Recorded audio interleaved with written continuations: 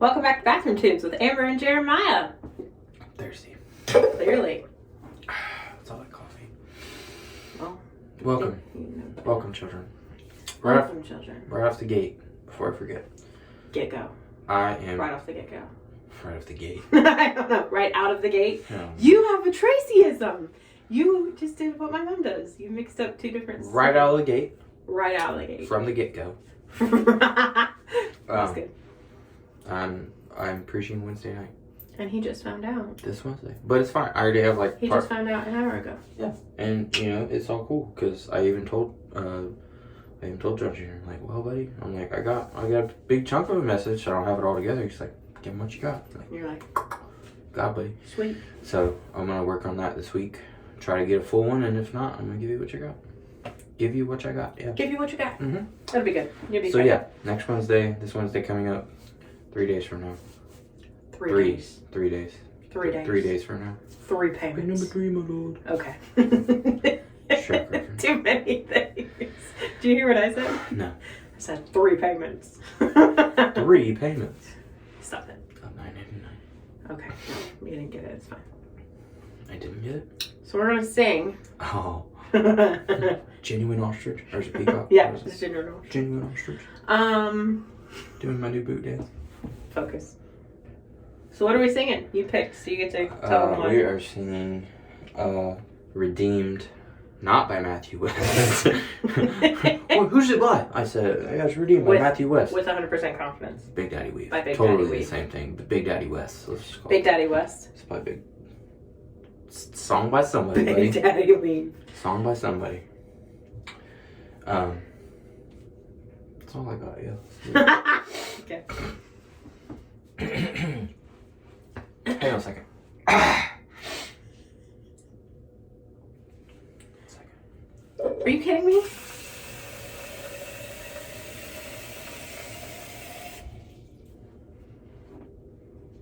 my gosh.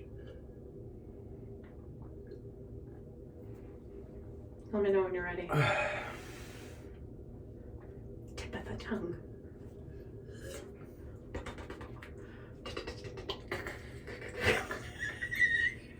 Good evening.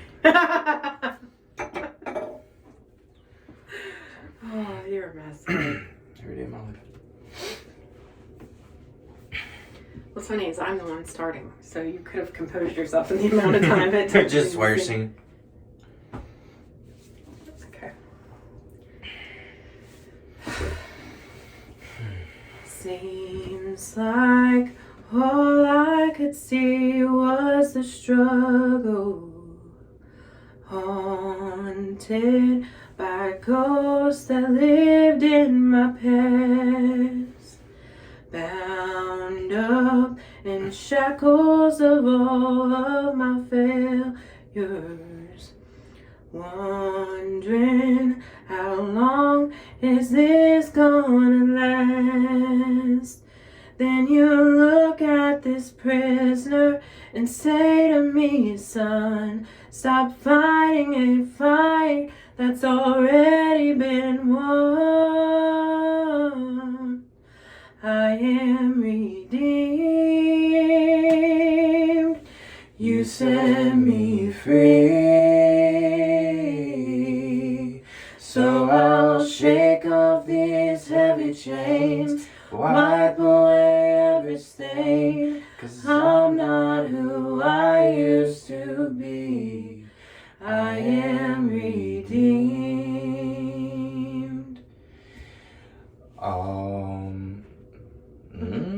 No, you're right. All my life I've been called unworthy, named by the voice of my shame and regret.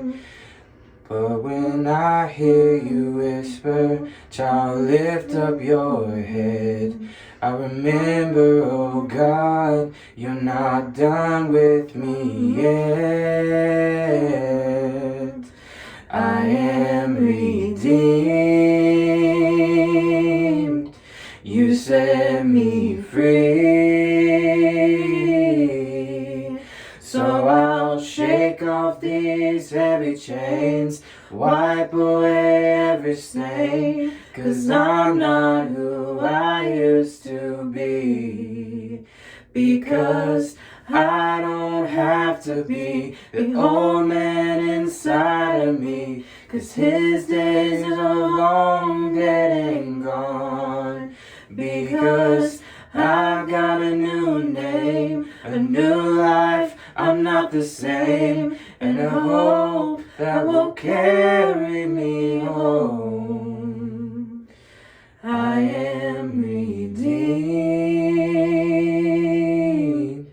you set me free. So I'll shake off these heavy chains and wipe away every stain. Now I'm not who I used to be. Sorry.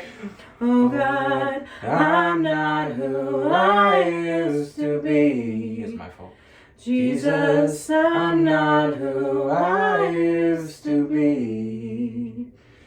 'Cause I am redeemed. Thank God, redeemed. I can't. Why did you end it like that? Because I could not. It was good. I was like, wait a minute, how did it go? No, I know. It did. It went good. Yeah. So, we are redeemed. And I don't know why it made me laugh. yeah, So yeah, we are redeemed. we're redeemed. So yeah. So, yeah, that's all I have to say about that. It's funny, I didn't even realize it till now, honestly, but that's kind of like the title. I'll give you the title now. The title of what I'm going to be preaching of is Born in Captivity. And this song. You can preach that one. Yeah, that's what he wants me to do. That's what he wants me to do. I think. He Jesus? Unless he changes it. Yeah. Oh, he Yeah. could. Yeah. You never know. Sorry, I mean, I love everybody at church, but I'm going to do what I'm Yeah, gonna obviously. preach what God wants me to preach. Obviously. And I know my boys will back me, so, and Jesus will back me. Okay. That was uncomfortable. That felt weird. That was uncomfortable for everybody. Yeah. For everybody. It's uncomfortable. So, bound up in shackles of all my failures, wondering how long it's gonna last. Then you look at this prisoner and say to me, son, stop fighting a fight that's already been won. So, born in captivity is what I'm gonna be preaching on. And it's kind of, I'm not gonna say a lot, but that's kind of what it is right there. We are born into captivity. We're born into the sin. Right. And then Jesus frees us. Right. Okay? But we still don't know how to live free. Right. That's all I'm going to say. But Just a taste. Just a taste. just a taste. I just want a taste. I don't need the whole song. So, were you done? I don't want to interrupt you. I think so. Is that what you had to say? But yeah, we live bound after we've been freed. And For no reason. you know, like We it all says, shame. We live bound in shame when, like, we fail, and we're going to feel shame. But we also need to understand that we've been redeemed. Like, the whole purpose that Christ died on the cross was so that when we go through these things and we fail, we can get back up. We can, obviously, you need to ask for forgiveness. If you don't feel at fault for your sin, there's a bigger problem. Right. But obviously, you know, those that are close to Christ and want to please him with their life, you know, you feel defeated when you mess up. Right. But that's the whole point of the cross. He died for everything you're going to struggle with today and tomorrow until you reach the end and you make it home. He died for every piece of it. And I feel like we forget that sometimes. He died for us to be redeemed, but he also died for us to live redeemed. Right. So, I mean, just speaking from personal experience, literally just something that happened tonight. It's not necessarily a sin that I eat sugar, right? It's not a sin that I eat sugar, but I know it's bad for me. I know that it triggers my anxiety and depression because most often sugar is accompanied by gluten, and gluten does those things to me. And dairy, which dairy also does those things to me. So knowing that, I was like, I purposed in my mind that I'm going to stop eating sugar, and via that, I will stop eating gluten and dairy. And I usually really don't eat a lot of gluten, do I? I don't usually eat a lot of dairy, but sugar has, it really, like, I'm fully addicted to sugar. It's not a joke. It's like, it's a problem. And I like purposed in my mind that I'm not eating sugar anymore. And then today's day one. And guess what? I failed. And I was really, I was disappointed in myself. And I prayed, I asked for forgiveness. But it can be things like that too. It doesn't necessarily have to be living in sin or a slave to sin, but just living less than your potential. And like John Jr. has said it several times now, within the last couple messages he's preached, it's like, who said that we can't change? Who put it in our minds that we can't grow or we can't change? And like he said today, like when we're sick, we're not like, well, I deserve this migraine. I'm just always going to have a migraine. No, we take medication. We help ourselves. We drink water. We put an ice pack on. Like we get ourselves through it. But for some reason, it's our sin nature, which gluttony is a sin nature. And I'm, again, wholeheartedly addicted to sugar. So that is a sin nature of a sort. It's me living in bondage to something that I really don't have to live in bondage to, because I tell myself that I just am. I'm just addicted to sugar. I can't help it. This is how I'm always going to look. This is how I'm always going to feel. But there's a direct correlation with me eating like garbage and me not waking up in the morning and doing Bible study and having energy during the day and having good days with Finn and being patient. Because when I feed that, it's almost a lust of the flesh, because if I'm addicted to it, I'm feeding my flesh. When I feed my flesh what it wants, I stop feeding my spirit. I stop waking up, making time to do Bible study. I stop, living in patience and, being the best mom that I can be. I let that take a precedent over, I let it take a spot over, my spiritual health. So it's not always just living in bondage to our previous sin and our previous life and all of that. It's little things that we don't even realize are keeping us bound, are keeping us miserable, and we really just need to let go and walk away from. And we can, because he makes us strong. And so that's my 2 cents. And I would almost call it a modern parable. I'm not going to say parable, because when you think about that, you think about like Bible parables of Jesus. I'll say modern parable. And people have probably heard it, but it's like, I'm convinced it's derived. There's a lot of stuff that I feel like is derived from the Bible that is in like cultural thinking. Or secular culture. Right. Yeah. It's definitely derived from the Bible. They just don't say it is. Yeah, so, absolutely. This parable is, there's 2 wolves. I think it even goes as far as to say one wolf is light and good in nature, and the other wolf is shrouded in darkness and bad in nature, and they're constantly feuding. I think this is how it goes. Yeah. I'm just going to go with it now, but they're constantly feuding, and the dog that wins the fight is the dog that you feed. You just ruined it. Did I? You were struggling. I was trying to help you out. Let me flop, okay? Okay, I'll let you flop. You know what? Whatever. It's whatever. Darkness wolf. Did I really ruin it? I don't care. Darkness wolf, light wolf. They're starving. They're constantly at feud. Which wolf wins? The one you feed. You ruined it, but whatever. Dude, you were struggling. I was trying to help you out. So that is essentially what you just said. Yeah, it is essentially what I just said. So because the wolf of, taking care of my temple, which we are commanded to do, BTW. So BTW. I have been convicted in the way that I feed my body, in the way that I, sleep is very important for my anxiety and depression. And a lot of times I have insomnia and don't want to sleep, but I have to make myself.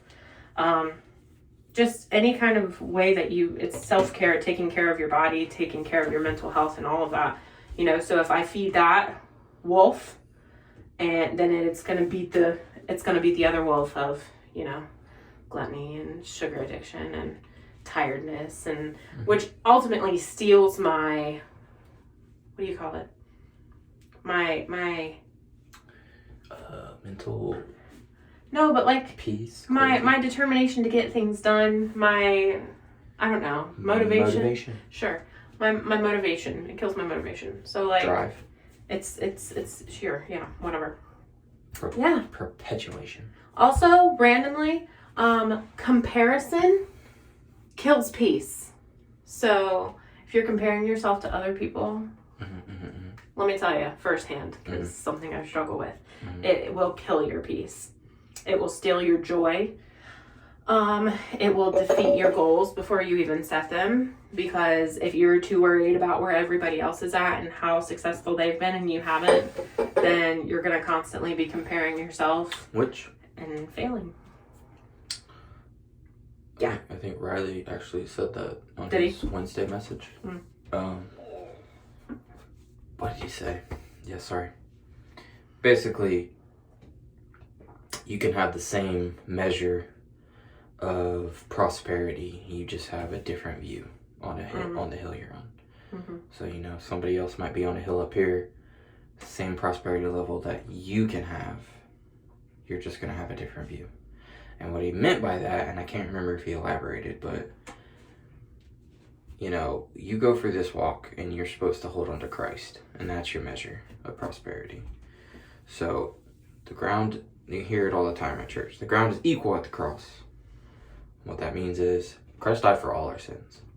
Not one of us is above the other. We come to the cross, same opportunity, same thing is offered to everybody. Grace. Same thing for everyone. Right. It's just a matter of what you're willing to, you know, get it or not. And live, what's Pop say all the time? Don't live below your privileges as a child of God. Right. Something like that. Something like that. So, I don't think I will have a lisp. No, I don't think you do. I think you're correct. He was stressed that once he had his tooth pulled that he was going to have a slight lisp. Yeah. A lisp. Because the tooth is out. Lisps are cute. The tooth that is out, it like, you know, my tongue kicks this way a lot, which I didn't notice until this tooth was gone. Right. And when it kicks that way, sometimes I still think it's slightly there. Slightly. Slightly there. Oh well. It's slightly there. It's like a snaky snake. A little snaky snake. Okay, we're just dragging now, but all right. We love you. Have a great week. Have a great week. He's preaching Wednesday. Let me touch the Bye. Bye.